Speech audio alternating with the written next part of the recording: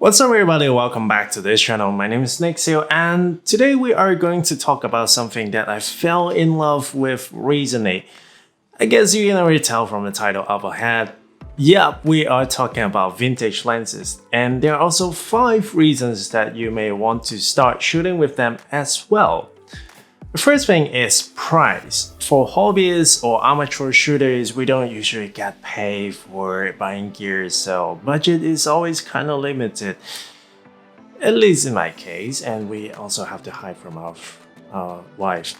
Then my friend, these lenses are perfect for you. For the same price you're paying for an entry-level modern lens, you're able to find some extraordinary vintage prime lens.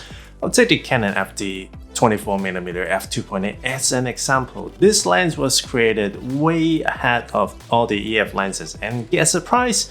It's under $90. And look at that build quality. This thing is just like all the old stuff. It is built to last. The second thing is the characteristics, or so-called the look. One of the things that annoy me the most when scrolling through Instagram or social media is everyone kinda have the same type of photos, digitally sharpened HDR photos or heavily edited unnatural skins. If I would stand out from the others, I might want to shoot with something relatively unique. You know, unlike modern lenses, which are usually optically perfect, it is quite often to find imperfection in vintage lenses. The most common imperfections in vintage lenses is vignetting will be found in the corners when shooting wide open.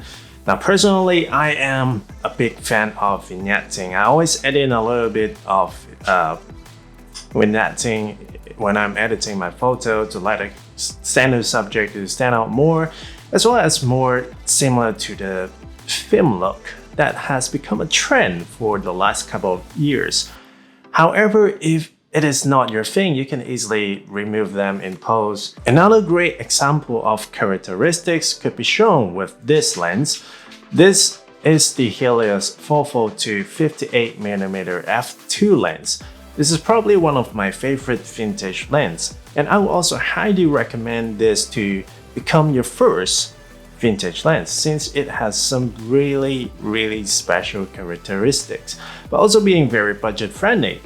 This lens is well known for its swirly bokeh. If you have no idea what that is, it is the swirling effect created in the out of focus area. It can bring out the subject from the frame. Now this is something that you don't always see from Instagram, and that's what I am talking about, uniqueness to let you stand out from the others. Third, now it can autofocus. For most people, the biggest barrier of shooting vintage lenses is probably feeling not too comfortable to shoot with manual focus because these lenses just do not autofocus. The good news is, thanks to modern technology, you don't need to. If you're shooting with Sony cameras, there is an adapter from TEDR that will blow your mind away. It has a built-in motor to move the manual lens back and forward, and it will communicate with your camera to nail the focus just like your modern lenses.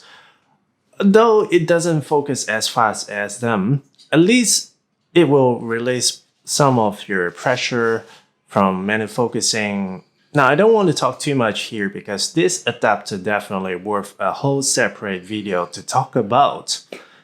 The fourth reason is they are better for manual focus. Even with the best autofocus lenses, there are some scenarios that you may still want to pull the focus by yourself, like when shooting reviewing shots, something like this, or there are too many faces in the frame. This is where the manual focus shine.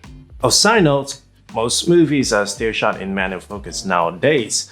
Using vintage lenses to pull the focus is much easier than modern lenses because most vintage lenses usually come with markers on the lens for referring to distance, and modern lenses often come with a non-linear focus ring, meaning the faster you rotate the lens, the focusing distance accelerates quicker.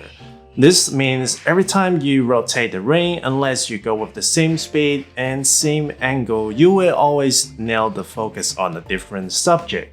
So a huge thumbs up to vintage lenses. Now the last point is they are actually very good investment.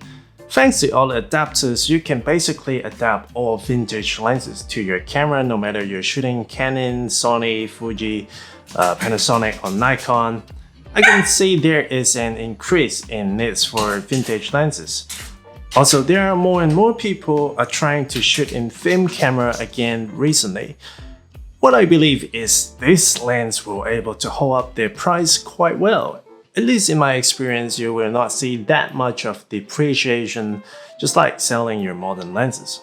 So these are my 5 reasons that you may want to start shooting vintage lenses. If you want to start your journey with me, please like the video and subscribe to the channel. We'll be reviewing all kind of vintage lenses. Lastly, if your goal is to become a filmmaker, you will eventually have to deal with pulling focus. So why not starting from now? Happy shooting, my friend. See you in the next video.